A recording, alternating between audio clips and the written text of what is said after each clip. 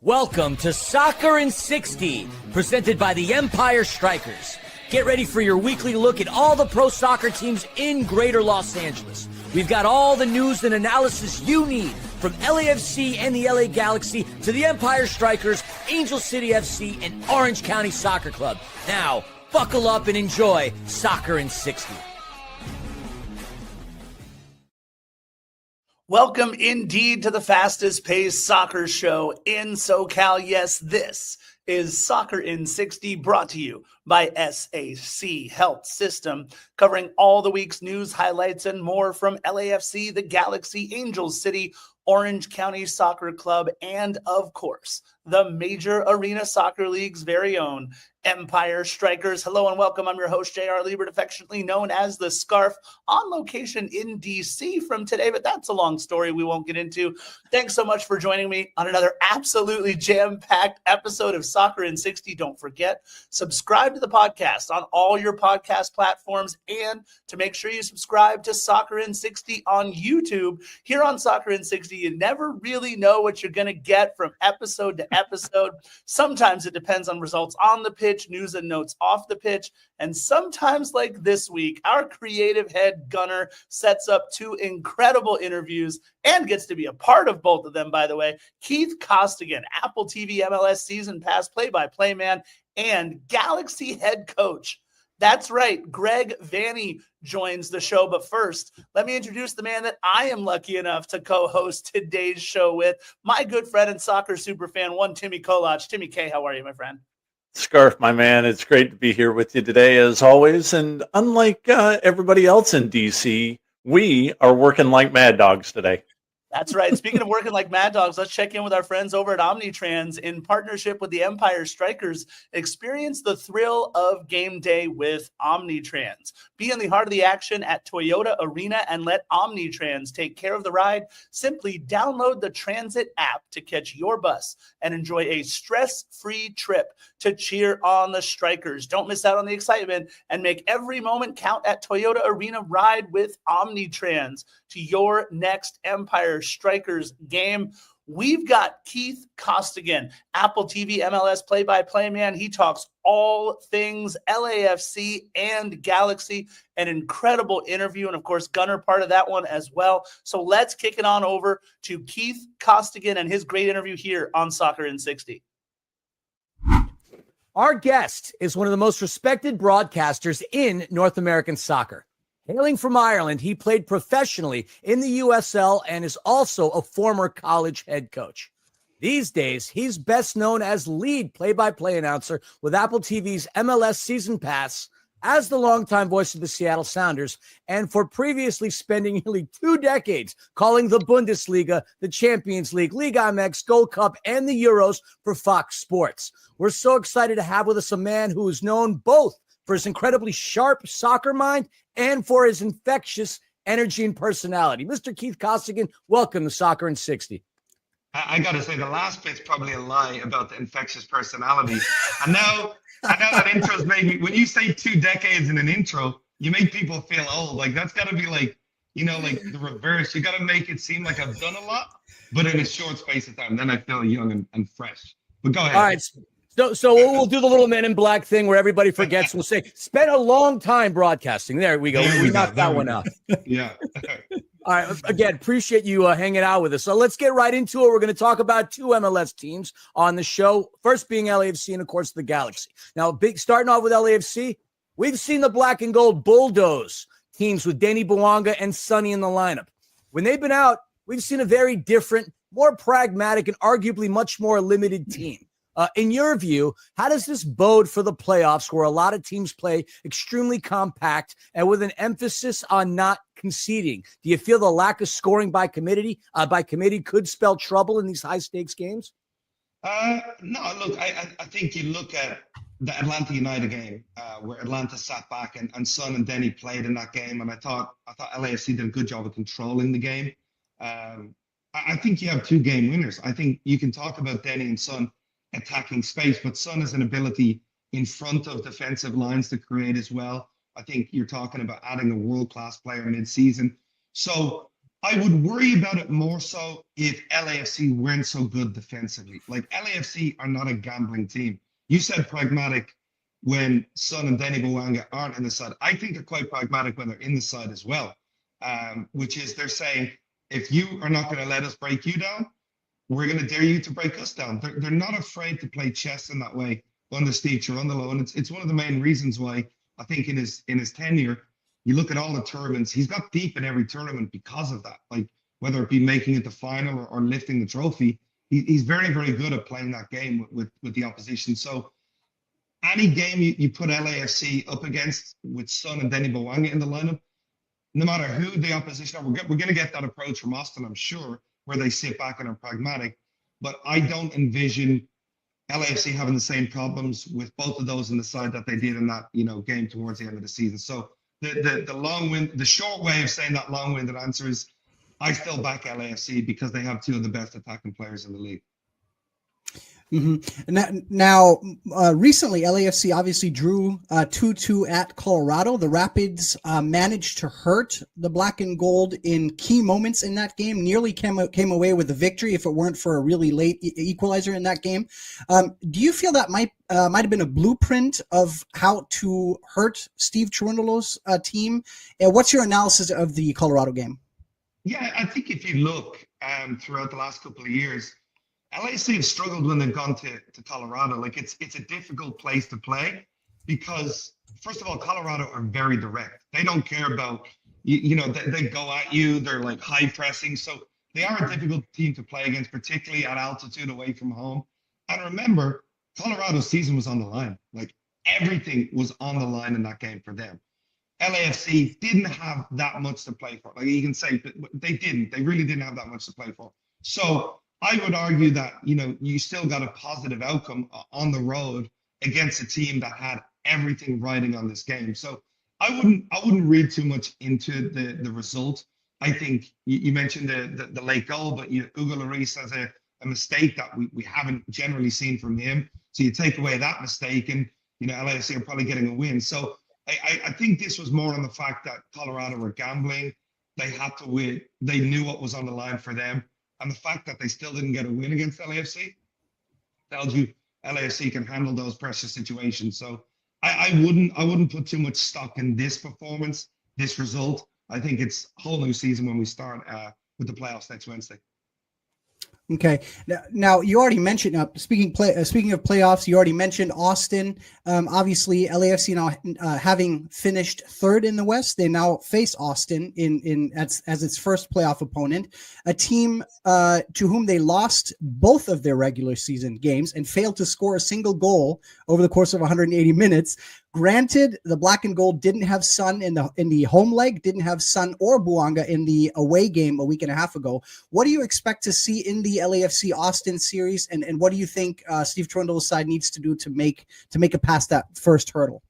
Yeah, I mean, anytime you're playing a team that you've lost to twice, it's in your mind a little bit that, wow, they've obviously got some game plan that's made it difficult for us. I was actually on the call for both of those games, and I think what LAFC have to do is create a quicker tempo. You don't want to get in the game like Austin. When you watch them play, they're very slow, very methodical. They wait for moments. Maybe it's on a set piece. So you have to make sure you increase the pace levels in that final third. Like, when you get to those areas, you can do that without gambling.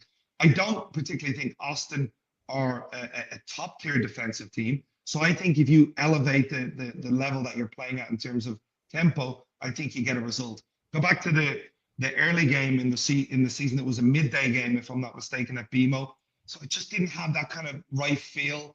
LAFC was still finding what their formula was in terms of midfield and the replacements coming in from last year. And then late on in the season, it was no Denny, no Son away from home in an international window. So look, you still want to look back at those games and learn from your mistakes. But I do think with Son and Denny, I actually really fancy LAFC to get the job done in 2 games here and move on. That's how confident I am in terms of the gulf in class when both of those players are on the field. I think the paying season ticket holders are also hoping for that, to not have to pay an extra set of bills just to go see Austin once again. That's just me. I might be biased on that. Now, Keith, at the end of the regular season, LAFC made a serious push, but ended up without the Supporter Shield and without first place in the West. Given a somewhat disappointing Leagues Cup and Club World Cup, would you say that winning the MLS Cup itself is now a must for the club? And if not, I don't see how not, but if not, what do you feel we need to see from the team in the postseason so we can call this season at least more of a success than a failure? Yeah, I think what I love about LAFC, when you're around the people, you're in the stadium, you see the owners, they want to win. Like, you very rarely hear people at LAFC talking about we had a good run. Well, if we no, they are literally like, you look at the list of owners, they're all winners in all walks of life. They're like, we want to win a trophy. We didn't win the trophy. Why didn't we win the trophy? So, yeah, I think if you talk to anybody at LAFC, if you didn't go all the way and lift the MLS Cup, they would say, well, we didn't win anything this year. That's not a successful season. And other clubs listening to this and may say, well, that's ridiculous. Like, we would happily take LAFC's season. That's the difference, but that's the winning mentality. And we're in LA. That's all LA cares about, right? The gold, the shiny trophy, holding it aloft at the end of the year. So I would say there's, Leagues Cup. I can't quite put my finger on the exit there. The Supporter Shield maybe left the run a little bit late, but they made the right moves. They made the moves mid-season to put themselves in position to win now. So I think that has to be the goal. And I think, I would probably say, look, LAFC were still one of the best teams in MLS to watch, over stretches this year. But yeah, I think it's fair to say if you don't lift the MLS Cup, they would feel that it's not been a successful campaign. Mm-hmm. Now, as much fun as it is talking playoffs, we have another MLS team here in LA who just barely missed out on the playoffs this year. Let's get right to it and start with the question of all questions. It's one we've asked of several people. What went wrong for the Galaxy in 25? Obviously, they lost Delgado. They lost Brugman. They lost a guy named Ricky Puig, if I'm pronouncing that correctly. But most people seem to agree that they still had a roster that should have competed for a playoff spot. You being a former player and a coach, what are dynamics that you think could have been at play and made the team go from MLS Cup champ to wooden spoon contender in a few months? Yeah, it's definitely a difficult one. I think American sports, the landscape of American sports is like, you won, great. Now you gotta get rid of players. You gotta become salary cap compliant. I've never understood it. Like, the idea that you can build something and then the minute you win, you're told to tear it apart is really, really tough. So I think, look, obviously Ricky is a massive loss. He's one of the most, influential players in the league for his team. Messi, obviously, but I put Ricky in that next category underneath Messi in terms of the importance to his teammates, how he makes them all better. Massive, massive loss. I think Mark Delgado, one of the most underrated players in MLS for over a decade, like, incredible talent. You lose him. Brugman, who was basically a backup towards the end of last season, but he played in the final, was excellent in the final. So now all of a sudden you lose another key piece. And then I think if you remember, going to the start of the season, Joseph Painter was injured for 6 or 7 games. And losing is contagious. So I remember doing the game against Orlando where LA Galaxy destroyed Orlando for 70 minutes. Then there was a penalty given that wasn't a penalty. It goes 1-1. John McCarthy flaps that one in the 90th minute. It's 2-1, you lose.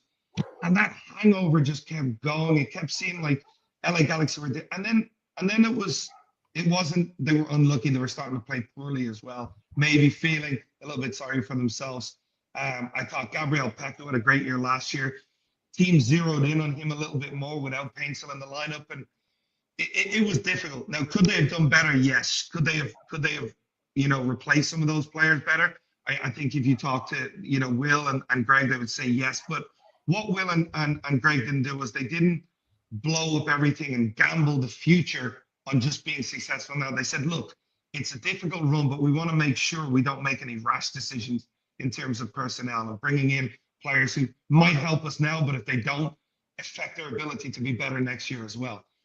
So you have to find that balance. I thought mid-season, Painter started to find his form again. Peck started to be a little bit more himself. I think Zanka, who was brought in to help defensively, he kind of moved on from him a little bit because I don't think he played to the levels that we all thought he would. I think it's easy to point the finger and saying, yes, you should have, replenished the squad. But for me, I think you have to admire they didn't panic, like in terms of, try go out and sign players that would have maybe affected your ability to compete next year. I think it's a blip. I think if you're a Galaxy fan, you should be pissed because you want to compete. But I do think it's a blip. I think next February, March, April, we're going to be saying, well, this Galaxy team is back. Ricky Pooch is back, and that makes everybody else better as well. Mm-hmm. Now, you already touched on a few factors, but I just want to go back and quickly look at May 28 of this year. The Galaxy has a record of 1-14-5 across competitions. It's insane. Since then, and starting with a 2-0 win over RSL, the team has gone 11-8-6, so a lot more respectable. Yeah. As I said, you've touched on a few things, but from your perspective, what were some of the things that you were seeing on the field that were starting to go in their direction, that were starting to work out a little better? And how close are they, in your opinion, now to being the team that we saw last year and tear it up in the playoffs? I mean, you add Ricky Pooch to that record, and it gets even better, right? So, look, the start is inexcusable. But I think, towards that midpoint where you started to see players like Mauricio Cuevas getting more minutes, I think Greg was saying, like, okay, hang on, we have to look at certain things. I think using Fagundes more central. I think if you look at May, Marco Reus started to get fit in and around that time as well. And Marco Reus went on a run of form that allowed the team to be better too. So all of those factors, and with Paintsel scoring goals again, allow them to be better again. It doesn't excuse the start, but I do think Greg, what I admire about Greg, and you guys talk to coaches too, I know you guys can tell me this, the amount of coaches you talk to when they lose games become different people, and they blame and they point the finger and they become agitated. Greg is a class act, like in terms of, look, we're disappointed, but we know what we have to do. Like, you can put it on me if you like. I always walked away and I talked to Mo and be like, wow, that takes a lot. So I think in Greg, I like the way that he remained calm, and he never lost that dressing room. You look at those players, he never lost the group. I think because of that, he didn't point the finger. He didn't start blaming and try, move away and disassociate. Now, that's not me, that's them. He never did that. He kind of tried to help the group grow along. We saw Weiner getting minutes towards the end of the season, those kind of things. So I think he did a better job of looking at different things. Fagundes played better. Royce played better. Paintsel's form. And I do think Ricky Pooch and Galaxy are going to add too. I think the number 9 position has been a gaping hole for a couple of years. I think they need to go get a number 9. If they do that, Galaxy are immediate contenders again in MLS. We've heard the point made that Galaxy defense wasn't great even during the MLS Cup season in 2024, and that this year's offense struggles exposed that because the team simply didn't have a response to setbacks. In your opinion, what does Galaxy need to do most aside this offseason and aside from Ricky Pooch coming back? Are you trusting the attack to steamroll everyone again? Do you bring in some new faces on defense? Where would you focus your energy if you were Will Kuntz? Yeah, I think I mentioned the number 9 position. I definitely think that's an area of need. And people might say, well, Galaxy are so bad defensively. Like, come on. So for me, the 9 position makes you an even better attack-minded team and complements the other pieces around you. I do think, I think Cerrillo's done a really good job, but I do think competition in that 6th position is needed, like elite level competition. And maybe you play a double pivot with Cerrillo alongside somebody. And I do think a center back. I think, it's been a problem position. It's an aging position for the Galaxy as well. So I think bringing in a top tier center back for MLS allows you to be a contender again. Emi Garces has shown moments, he's shown flashes. I hope that he continues to develop because he's got all the tools. But I do think you need to bring in someone else there. I think you do that, and I think Galaxy are there or thereabouts in terms of being that team that they want to be. Keith, certainly appreciate your time. I made a statement at the top of this little podcast here that you said was a lie, but I don't think it is, because that infectious energy has hit me. Now I don't need that cup of coffee, because now I'm ready to start the day. Appreciate you, all your enthusiasm, the education, the call. Love the chemistry between you and Mo Adu. And again, thank you so much for hopping on our show. We really appreciate it. And I appreciate it. And I will tell you, I haven't had coffee yet today, so I'm proud of myself. Coffee comes next, even wilder after that. But I appreciate you guys and all you guys do too. All right. And Timmy, like we mentioned, it's an embarrassment of riches on this podcast this week, because we've got not one, but two incredible interviews. I have a feeling in this next one, Timmy K, that Greg Vanney talks a little less about LAFC and a little more about Galaxy. I would believe so. And since I already listened to it, I know that for a fact, Mr. JR the Scarf. Well, let's head on over to Greg Vanney and his great interview as well. Once again, this is LA Galaxy head coach Greg Vanney here on Soccer in 60. All right. Our guest is a North American soccer legend. He was a U.S. international and an LA Galaxy standout between 96 and 01. After playing in France, he closed out an extensive MLS career that saw him earn the Best 11 honors and win a Supporter Shield, a U.S. Open Cup, and a CONCACAF Champions Cup. As a coach, he led Toronto FC to the 17 MLS Cup, Supporter Shield, and Canadian Championship, earning MLS and CONCACAF Coach of the Year honors in the process. Back with the LA Galaxy since 21, he led the club to MLS Cup glory last year. It's such an honor to have with us Galaxy head coach Greg Vanney. Coach, welcome to Soccer in 60. Gunnar, thanks for having me. Of course. Thanks for joining us. Really appreciate the time. Let's dive right into it. And I'm going to start asking you sort of the outside the box question. I personally started following the Galaxy in the 90s and first watched you play personally at the Rose Bowl when I visited from my native Germany in 99. So this question is 100% personal to me. You spent a lot of time with the club as a player, having logged, by my count, almost 200 appearances. Now, which two of your former Galaxy teammates in their prime would you want to add to the current roster, and why? And let me add, you can pick yourself. I wouldn't pick myself. Big surprise. Yeah, right. Wow, that's a good question. If we're talking about the early Galaxy days, so pre-2001, 96 to 2001, which two players would I add? That's interesting. Given today's team, I want to say, I'll say Robin Fraser. Okay. We concede too many goals at the moment, and Robin was obviously a best 11 center back many years and an eraser back there himself. So I would take Robin.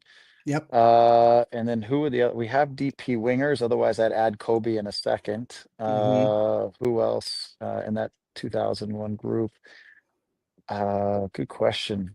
I'm trying to think of it, like Hurtado maybe, and a striker that just was a big handful that could win some space for us and bury some goals. So I'm gonna go with Hurtado and Fraser, just on opposite ends of the field. I love that, actually. Yeah. And we'll come back to the striker question in a minute. So that's a really good pick, I think. Now, I promise we won't dwell on negative things, but I do want to kind of take you back to May 28 of this year, which is when the Galaxy held a record of 114-5 across competitions. We just spoke to Apple TV's Keith Costigan earlier today. He commended you and Will Kuntz on not panicking at the time and not bringing in players who might then make you make it tough for you to win in 2026. That got me wondering, what made you so confident that you'd eventually be able to turn things around with this group as it was? Yeah, I mean, there's a couple of things. One is past experience. 2023 was a challenging year for everyone. We weren't getting results, a lot of inconsistencies. We had some constraints that year because of the penalty that we endured at the beginning of the year that cost us $1 million in GAM or whatever, and then the transfer ban. But we stuck true to kind of our vision for how we thought we were going to improve from 23 to 24. We knew we were going to have 2 DP spots open. We knew what resources we'd have available. So we stayed focused on the solutions that were going into 2024 versus reactive measures in 2023. I think a lot of similarities inside of that this year. Some things that were stick the course. We know we're going to have a lot of expendable cash, I think budget more than DP, but we are going to get Ricky back, and we will have some budgetary like money, GAM, TAM, and some of the, the MLS money that we can do to improve our core roster. The second part was I felt like some of our struggles at the beginning of the year were about getting healthy and about bringing guys along. And so, Joe was in and out at the beginning of the year. Marco wasn't quite healthy. Maya was out in the beginning of the year off and on. We were still trying to bring along some of our new players, like Elijah and Nasi and some of those. So I felt like we were hitting a little bit of a perfect storm of challenges, and that if we could, what we needed to do was draw more points out of that and keep ourselves in the picture so that when we did get healthy, we could have a real chance of getting to the playoffs. We didn't do a good job of that, but we did stabilize. We did see a good run in the middle of the season, especially in Leagues Cup, and we saw some stability down the stretch. We had, 3 wins and 4 to close out the season against some playoff teams. And so we did find that stability, and players did come along. So I think some of it works out, even though it was a difficult season. Some of that stuff did hold true. And now we got to make some really good decisions coming out of 24 and coming out of 25, going into 26 to solidify our group, to have more stability, more depth, more quality in certain areas of the field so that we can compete in all aspects next year. We'll look ahead some more in a minute. One thing I wanted to ask you now, having not only avoided the wooden spoon, but not even having finished in the bottom 4 in the Supporter Shield race, which I think is a testament to the improvement since late May. The team has gone 11-8-6 by my count since then.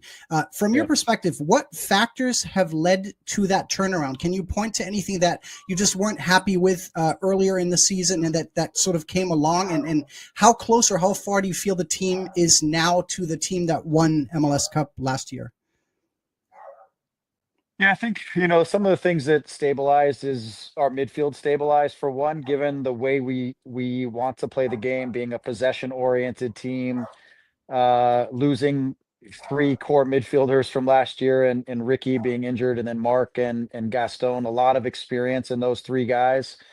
It meant that we were quite young in the midfield until we could get Marco healthy. I think in the middle of the season, we saw this. I think the stabilization of the team came from when Edwin, Diego, and Marco were the 3 guys in the middle of the field.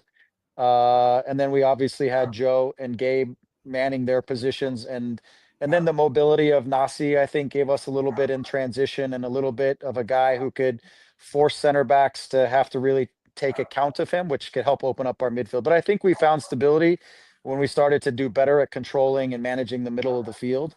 And then I think it led to a little bit less issues on the backside. We still had our issues in giving up goals, but early in the year they were more frequent and more costly. So I think, again, it's so important to win the middle of the field and control the midfield, and especially in the way we want to play the game. I think the stabilizing of that helped us to build a little bit of momentum and find sort of that, if you want, that ground floor to be able to build off of, that foundation to build forward from. Now, speaking of things or players that were getting better, a couple guys that were getting better from game to game, it seemed like Gabriel Peck and Joseph Paintsel down the stretch here. Paintsel especially has reminded us late in the season more and more of the player who absolutely tormented opposition defenses last season. He was injured early in 2025 and then took a while to kind of get going. What's allowed him to make such strides on the field? Was it just not being at 100% earlier on? Or is it all, do you think it has anything to do with maybe the World Cup and being involved with Ghana? Is that a motivating factor? What are you seeing from up close? I think a lot of it's a couple of things. I don't think it's necessarily the World Cup or the motivation of Ghana or any of that stuff. I think that's a wonderful thing, but I don't think that impacted Joe and his approach or his mindset.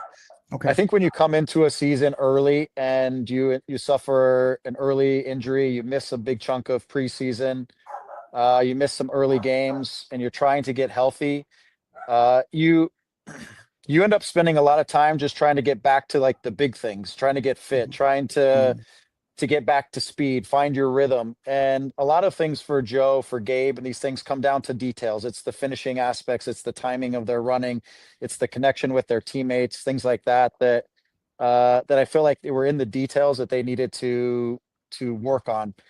So one of the things I would say about each of those guys, they really missed in the early part of the season. They really missed Ricky more than anyone on the field. And the reason is Ricky is the guy who changes the tempo of the game for our team. When Marco got healthy, he started to do a little bit of that for us. I think that helped those guys. But Ricky really takes a possession and turns it into attack as good as anyone in the league. And so Joe and Gabe in the early parts of the season and through lots of the season, they were expected at times to have to be the guys who change the speed of the game, and that's not really their strength. Their strength is once the game has changed speeds, is to keep that speed up and go finish and create final actions and score goals and create assists and all that kind of stuff. Not their strength isn't to change the tempo of the game. And so I felt like that was a big stress for us through the course of the year, was who are going to be the guys who take us and turn us into not just a possession team, but now into a real attack. And we build our speed and our momentum in the attack so that Joe and Gabe aren't having to do that. They can go finish attacks. We got better, a little bit better down the stretch, but I feel like that was Gabe's struggle really all year in certain ways, is trying to find that balance between being a playmaker and a play finisher. And I felt like that stress for him was ongoing, and we saw it in almost every game. In some games he was better than others, but others he got stuck receiving the ball at his feet in standing positions, trying to be the guy who unlocks versus the guy who's finishing. And so I think we eventually got there. And when we got there, I think those guys benefited from those moments. Joe just started to play the game at a different speed. And when Joe's playing at the game at his speed, which is fast and direct, he is as difficult to defend as anyone in our league. But when he's receiving it at his feet and he's having to dribble a lot and try to make things, that's just not going to be Joe's strength. And he's not going to show this in the same way. Right. Now, speaking of the attack, and I mentioned that we spoke to Keith Costigan earlier today. He told us that he thought a permanent number 9, and you touched on it. He thought a permanent number 9, and that will not be Eduardo Hurtado, by the way, obviously. But right. But he thought that was crucial, in addition to maybe some center back additions, or a center back addition. Are you comfortable sharing whether that matches your thought process at all? What are some key areas of need that you see them, if you're comfortable sharing? Yeah, I mean, we will be. I think everyone in their right mind wants to find a forward who can, who's going to be a consistent goal scorer and can carry that load for a team. I really genuinely think in MLS, for you to be a real contender for championships, you have to have somebody on the field who's going to score up close to 20 goals a season. And then you get your supplemental goals, as we did last year, from our wingers and our midfielders. But Dejan carried the load. He scored about 20. And if you look at most of the top teams, they have somebody that's in that 18 to 20 plus range. And if you have other guys who are carrying the load with them, then you're a real juggernaut. So I think we need a finisher, somebody who's up there who is, when we're building speed and Joe and Gabe and Ricky are changing the rhythm and the speed of the game, that guy can find the finishing actions, that are really finding the right spots in the box, are connecting on their opportunities and can carry us for some goals. Because I think it's just important in our league and probably anywhere to be successful. Other areas of the field, we conceded too many goals. So to be honest, we do have to look at how we can solidify our back group. And again, I think you have to look at the vision for how we want to play. We're usually, when we're at our best, we're a very proactive team. And so behind our attacks, we want to be counter press, and we want the lines to be nice and tight, and we want to be closer together. I think at times we conceded too much territory this year, and that we were too far apart and too spread. And it put a lot of emphasis on the ground that our midfield had to cover, which puts a lot of stress on them as well. And that was a relatively new group in a lot of aspects. So we need to find a little more stability, a little more stiffness, if I can, in sort of in our back line and where we're defending and how we're defending and how connected we are as a group, and that will help us. So there's other areas where I think we need to build reinforcement, because you need to now, I think, in the way the league is played and how many tournaments and events and games, is you got to have depth, and you got to have some guys who are like for like. Not everybody can play every minute. And when you make a switch, that switch should be something similar to whatever your best look is. It shouldn't be somebody who's completely different than what is the guy in front of them. And so I think there's building some depth within our group that keeps us in a consistent way and of playing is helpful for us. And that's going to be some areas on the field too. Final question for you. They say a loss is only a loss if you don't learn anything from it. 2025, obviously a challenging stretch for you in terms of the high standards that you hold yourself to and your teams to. Coming back to Keith Costigan one more time, because I just talked to him. He called 2025 a blip for you guys. And I know it's barely been a few days since your season ended, but could I ask you if there's anything that you've taken away from it in terms of maybe personal, professional growth, maybe even as a person? Always. I mean, quick history, right? 2017 for Toronto FC was the best season in probably MLS history, won the treble. Went 2018 at the beginning to the finals of CONCACAF Champions League, only to lose in a shootout, and then didn't make the playoffs in 28. Came back in 2018, and then came back in 2019 after having a miserable 2018, lost a couple key players. We went to the finals in 2019. So you find the solution in that situation. We talked about 2023 earlier, and then winning the championship in 2024. So 2025 needs to be that, and it can only be that if you're learning about yourself and you're learning about your team and what your needs are and your approach, and you're really looking in the mirror first, but then also recognizing what all the other pieces are. So a couple of things for me is, again, if I reflect personally, I changed the way I sort of approached working with this group pretty close to probably game 15 or 16-ish. I mean, we had a really busy schedule at the beginning of the year, bouncing around from Champions League to regular league, and we were on the road a lot, and games were coming fast. But there was a time when I sat back in that latter part of the first half of the season. I'm like, I just have to change my approach. We have a lot of younger players. I need to do a little more teaching. I need to slow down some of our sessions a little bit. I need to be more detailed with guys. I need to give them the space to learn. Whereas last year's team, with the experience we had in midfield, if I were to slow things down and try to teach, these guys they would be so bored, and they would just want to move on. But this group needed a different version of me than the last year's group. And I needed to recognize that. I think that helped some of our younger players to kind of find their footing and to sort of find their roles in the team and to understand really what was expected of them, but also just to evolve to our league and our team.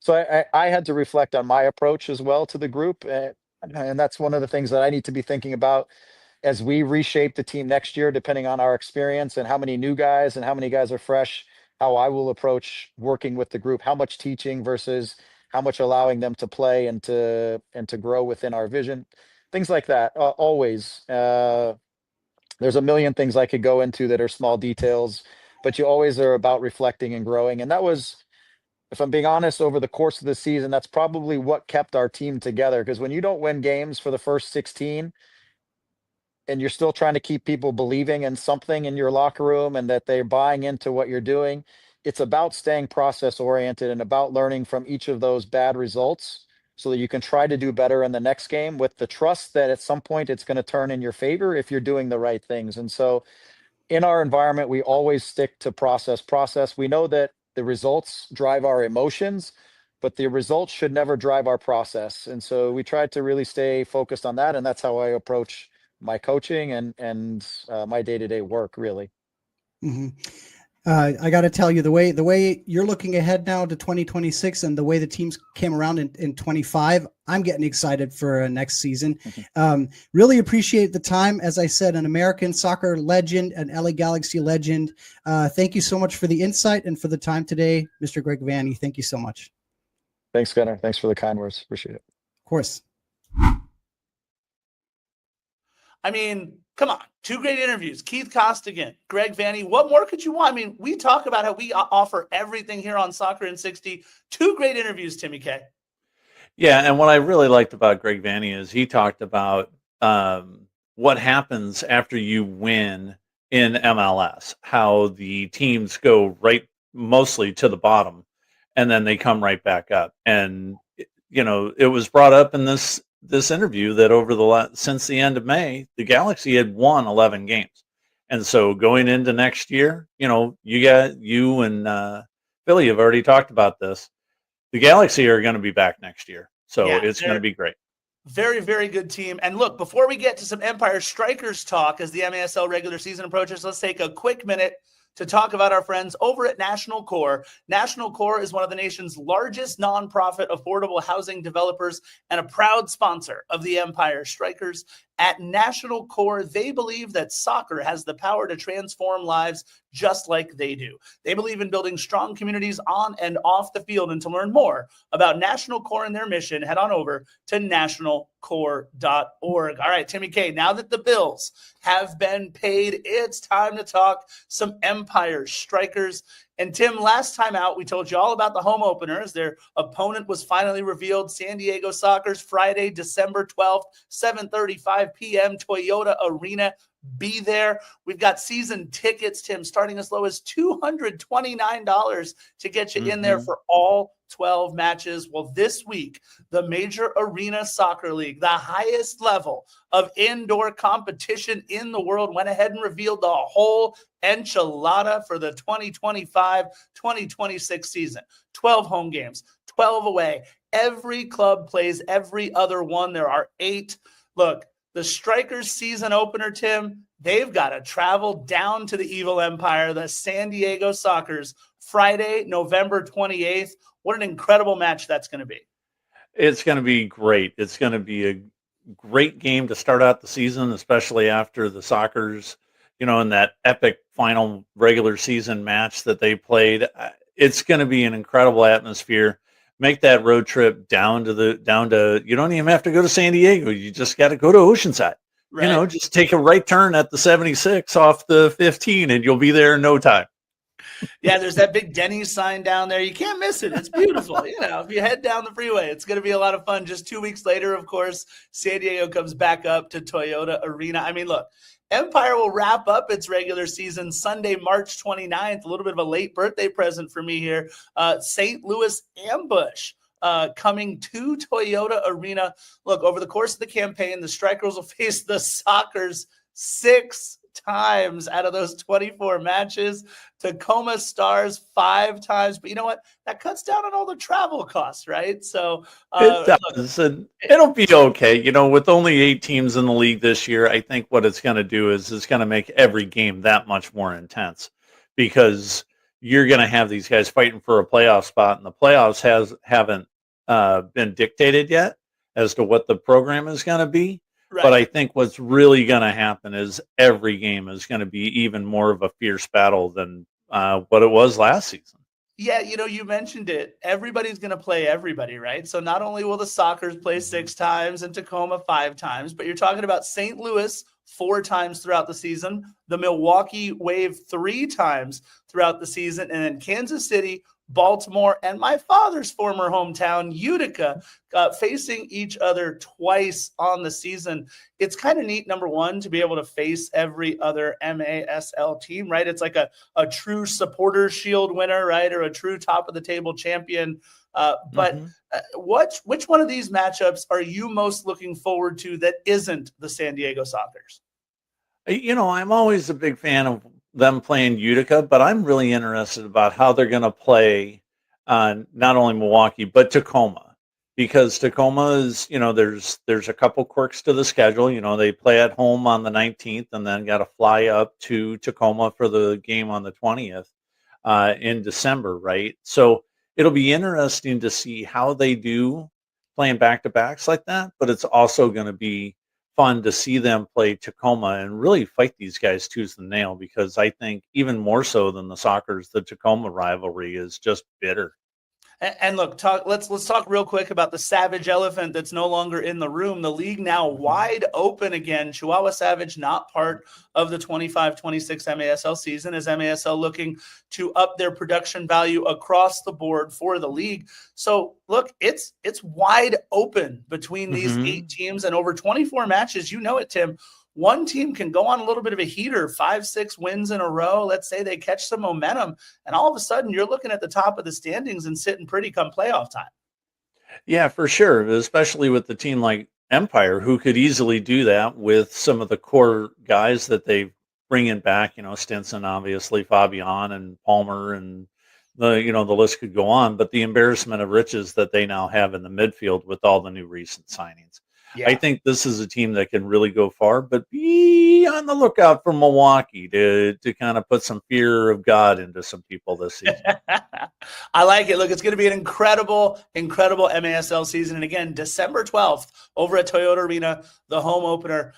Not so much, Timmy. An incredible season, unfortunately, for Angel City as they closed out their home slate of matches for 2025 with a bit of a whimper, a 2-0 Portland Thorns home loss.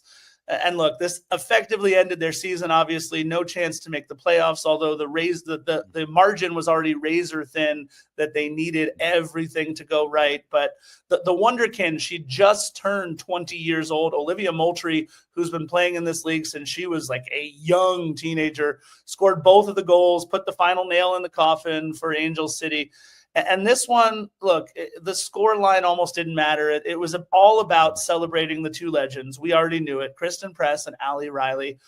Let's talk real quick first about Kristen Press, Tim. She came on at the hour mark, almost immediately put her stamp on the match. I mean, got a shot on target right away. And the fans were really able to celebrate her for the entire half hour she was on the pitch.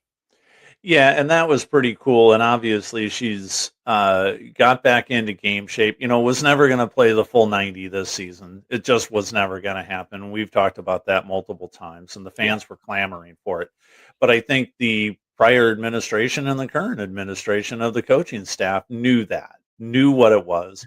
And I'm sure they had conversations behind closed doors that none of us are privy to, which is as it should be, right? With a legend like those. Especially with Press. But I think what they were really able to do was truly celebrate her in good fitness for a full half hour. And like you said, she did put her stamp on the game almost immediately. Yeah, this obviously wasn't the season that Kristen Press was hoping for. And if we're really, truly being honest about everything, being the first player to sign up for Angel City FC, if she could have predicted how things would have gone back in 2022, this would be the least of the storylines that she would have written. Unfortunately, no trophies, no big accolades for Kristen Press in an Angel City uniform. Not so much the same for Allie Riley. Allie Riley was incredible and became the face of the franchise over the first few seasons for Angel City. Look, she has been working hard as heck to get herself back in playing shape in any way, shape, or form. And you heard the crowd start to get restless, Timmy. 75th minute, no sign of her coming in. 80th minute, no sign of her coming in. And finally, we're at the 82nd minute when she comes on. And look, it was a lot of consternation there in the crowd, but she was able to come on, play the last few minutes of the match. And look, we were never sure she was going to ever set foot on the pitch again. So even though it was only 8 minutes in stoppage, it meant an awful lot to both her and the supporters. Yeah, and I think it means a lot to the supporters. Like you said, they were chanting her name from the 70th minute on. And I think what Strauss did is he managed her the way he should have, because she gets in, she gets, the 8 minutes of regular time and some stoppage minutes. And you could tell that she's not in game shape, and that's okay, but she has worked her tail off, like you said, to get to even this point. And the reality is, for her to get into this game, she was going to get into the game if she had to go in on crutches. I mean, they were going to put her in. So the fact that she was able to get in and be somewhat effective for those 12 minutes, I think that's a true testament to who Allie Riley is. And her ability to go sit in rehab and in a weight room by herself for the past, 8, 10, 12 months to get her back into the shape so that she could actually get on the pitch. It's that. And you're absolutely right. And this is someone in Allie Riley who owed absolutely nothing to the game anymore, right? We're talking multiple World Cups, multiple Olympic Games, multiple accolades across a very storied, and she may be, by the way, the most respected player in the NWSL, definitely on Angel City. And look, those probably represented, if we're being honest, the final 8 minutes and change of her career. That yes, Angel City does have a match Sunday, November 2nd in Chicago against the last place Chicago Stars, but I don't believe Hallie Riley will be available for that at all. I think they're going to end her career right here in Los Angeles. Kristen Press, we may see, right? She may want to give the fans in Chicago another 30 minutes or so. Obviously, nothing on the line for Angel City anymore, which kind of brings me to my next thought, Tim. Last place Chicago Stars. They cannot climb out of the cellar no matter what they do. They are going to finish in last place. So obviously Kristen Press, a former Chicago player, right? She'll come on there. But in my opinion, you got to play all the young kids in this one, right? Get Kennedy Fuller out there, get all those young players out there so that we can see what we've got with the young talent. Kennedy Fuller is going to be a star in this league. Who else are you looking forward most to seeing in this final match of the season for Angel City? I think you hit it exactly on the head. You got to play every young kid that they've got on the team. And to put Kristen Press out there, I think the scheduling gods had this in their sights when they created the schedule a year and a half ago. Right. I think Kristen Press will get out there, and I do believe for you, for what you said about Hallie Riley, there's no better way to go out than with those final minutes on home turf, not be made available for Chicago. That would be a disservice to Hallie Riley, in my true opinion. Yeah, no, for sure. Tim, we talk a lot of Orange County Soccer Club on every single episode here of Soccer in 60. You know, sometimes a draw feels like a win, and a draw feels like you just survived a gauntlet. And I got to tell you, it's hard this late in the season to take moral victories from a 0-0 draw. But that match against Louisville City, I mean, Orange County, it took everything they had to take a point away at home from an incredible Louisville City side.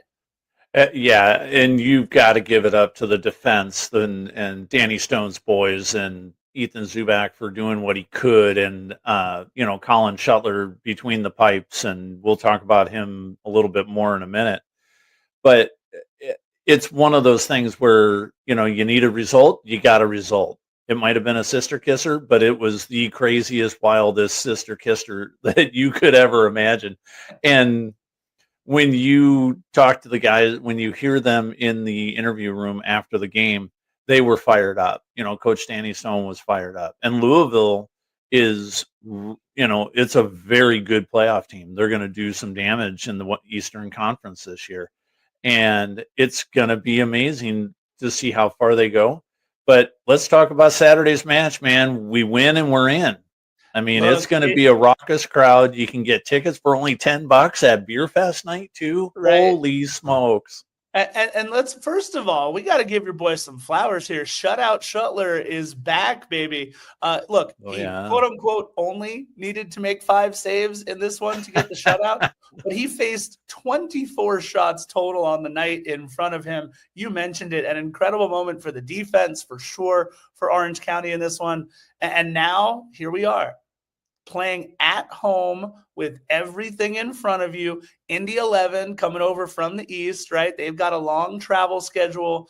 And look, 8th in the table, that gets you in, but it's a dreaded 5-team battle for 4 spots. Orange County can finish anywhere from 5th to 9th in this one. And the bottom line is, Timmy, you need 3 points.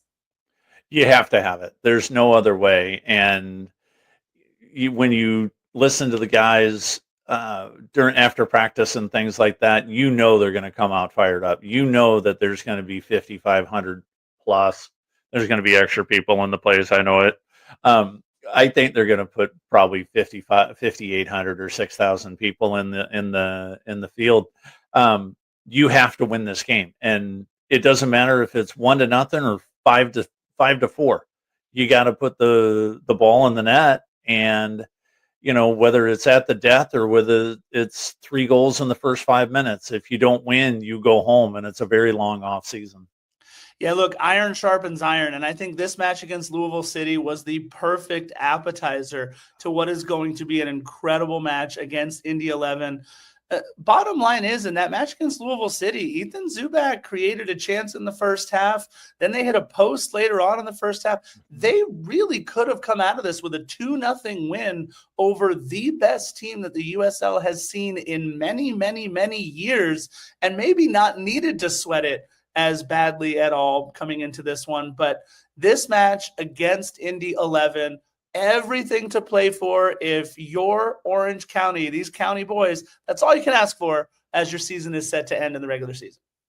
Yeah, for sure. And this is what you want. If you had asked all these guys, would you want it? Yeah. Well, no, they'd want to be first place by 15 points. But the reality is when you have hard games, it preps you for the playoffs. And this is what the boys needed.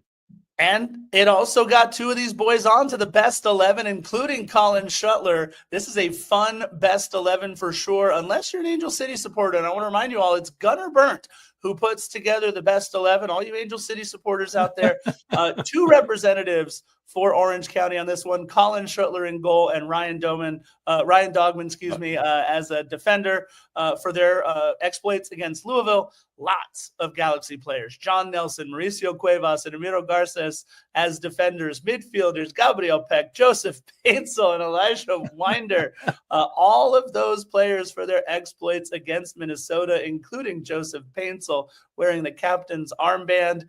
And up top, it's Mateus Nascimento for the Galaxy. And, of course, the twins, Sonny and Denis, up top for LAFC. Let me ask you real quick, because we don't have a lot of time on our best 11, because we had two fantastic interviews in this one.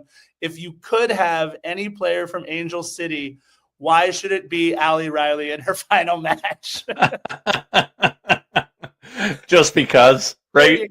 It should, right? You could say either Press or Riley, but you know what? It's what it is. We're not going to give free ones out on this show. That's for sure. I love Gunner to death, but Allie Riley should be there with the captain's armband just for fun. And we hope you guys had all the fun that you possibly could. This has been Soccer in 60, brought to you by SAC Health System. Don't forget, like and subscribe. We'll see you next week.